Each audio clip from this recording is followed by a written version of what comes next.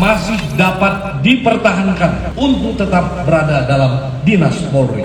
Hasil sidang etik Baradae, tetap jadi anggota Polri. Kepolisian Negara Republik Indonesia Polri, memutuskan untuk tidak memecat Baradae atau Richard Eliezer Pudihang Lumiu.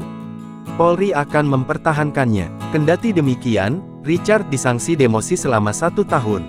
Bahwa terduga pelanggar masih dapat dipertahankan untuk tetap berada dalam dinas Polri. B. Sanksi administratif, yaitu mutasi bersifat demosi selama 1 tahun. Selesai putusan sidang kami.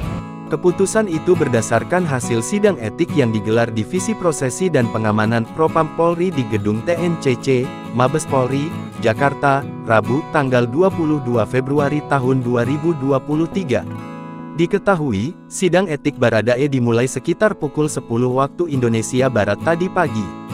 Sidang etik Baradae diketuai oleh Sesrowap Prof Div Propam Polri, Kombes Sakes Ginting. Dalam perkara pembunuhan Brigadir J, Baradae telah divonis 1 tahun 6 bulan penjara atas kasus itu. Vonis itu jauh lebih ringan daripada tuntutan Jaksa Penuntut Umum (JPU) pada Kejaksaan Negeri Kejari, Jakarta Selatan.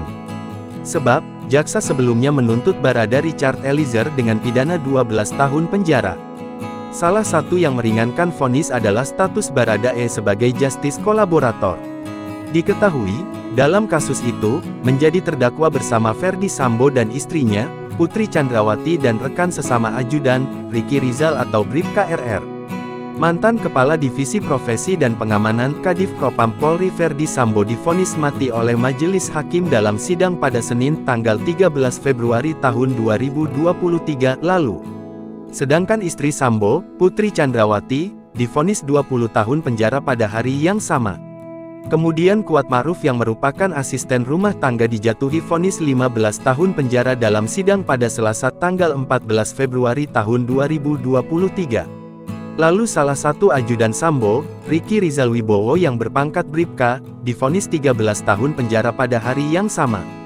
Sedangkan Richard Eliezer atau Baradae divonis lebih rendah dari yang lain yakni 1,5 tahun penjara.